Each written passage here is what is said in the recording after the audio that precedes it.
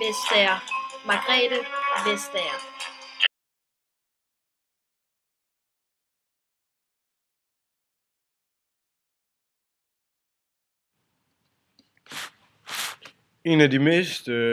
Et af de mest banebrydende mål her i Radikale Venstre, det er, at vi på længere sigt fuldstændig vil afskaffe topskatten, da vi mener, at det er en form for medlidenhedsskat. Og vi vil finde, selvfølgelig, det kommer til senere med, at vi mener, at topskat, hvis den fjernes, så vil det både øge forbruget, men det vil også gøre det nemmere for iværksættere at starte en eventuel ny virksomhed, i og med at han ikke skal betale så meget til statskassen, og dermed nemmere vil kunne få det til at løbe rundt også med et anstændigt overskud, som gør, at det sådan vil blive mere attraktivt at skabe nye virksomheder. Og vi mener, at pengene blandt andet skal komme fra dagpenge og kontanthjælp. Vi synes, at satserne generelt er for høje, og vi mener ikke, at vi reelt set har materiel fattigdom i Danmark. Fattigdom, det mener vi personligt, at det foregår sådan nogle steder, som i Afrika, hvor de nærmest ikke har råd til vand og mad. Her i Danmark, der er der rigeligt råd til husleje, mad og så videre, og endda så er der også råd til, faktisk har vi set i visse budgetter, både at have en hund og have sit barn til at gå til fodbold og så videre. Så reelt set så mener vi, at det vil være en fair løsning, hvis vi skærer ned på de overførselsindkomster. Og så også, for eksempel også SU, der siger man, at det er en midlertidig situation, og derfor vil man ikke kalde det fattigdom, selvom man reelt set får mindre end nogle tilfælde af kontant og dagpenge.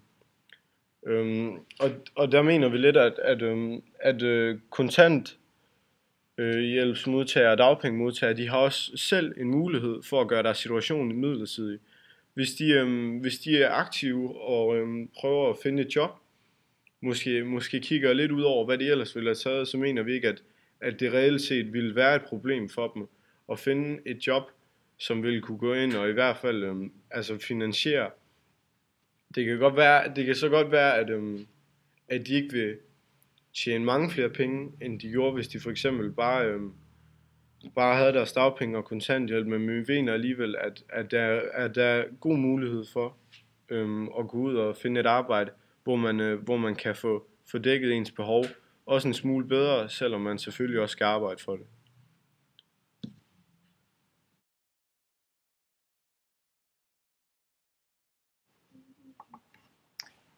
I Radikale Venstre, der vil vi sætte fokus på højere gennemførelsesgrad af ungdomsuddannelser.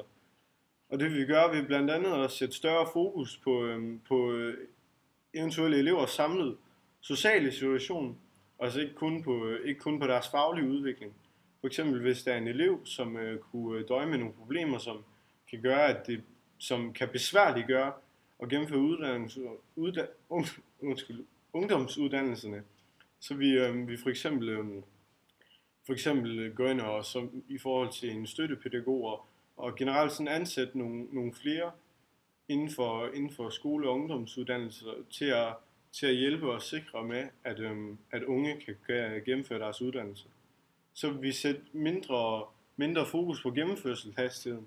Altså at man ikke skal have så travlt med at komme ud på arbejdsmarkedet og så mere i sådan sikre at få en mere grundig uddannelse. Det kunne vi eventuelt finde på at gøre med at sætte en gymnasiel uddannelse, selvom at det lyder sådan meget voldsomt. Så for eksempelvis sætte den op med et år for at give en mere grundig uddannelse, og så også for at sikre, at uddannelsen er noget værd, når man kommer ud på den anden side. Og så vil vi også give større muligheder for at elever kan være godt rustet til at komme ind på deres eventuelle ungdomsuddannelser ved for eksempel at give større bidrag til for eksempel et efterskoleophold, for ligesom, hvis det kan være med til at sætte gang i den givende unges uddannelsessituation. Margrethe er rigtig glad for et grønt miljø. Hun kunne godt tænke sig en hel masse vindmøller en masse solcelleenergi, et økologisk landbrug, et rigtig godt landbrug, en masse sunde madvarer og så videre. Blomsterne på marken og i haverne kan hun ikke undvære.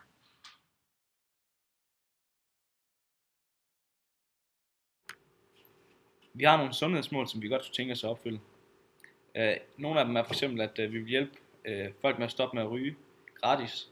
Så det eneste, de skal gøre, det er at bare melde sig på et kursus. Vi kunne også godt tænke os at hjælpe folk med at komme i et bedre arbejdsmiljø, så de har mere lyst til at gå på arbejde. Vi vil også sørge for, at de ældre de kan føle sig mere trygge, ved for eksempel, at dem, der kommer og hjælper dem, de er bedre uddannet og er mere sikre og nogen, man kan stole på.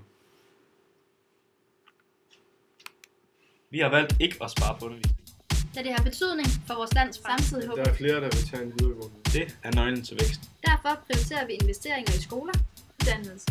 Og forskning højt. Vi har ikke rørt brugerbetaling. Fordi alle skal have rettighed til lægehjælp. USA fejler, Danmark fejler.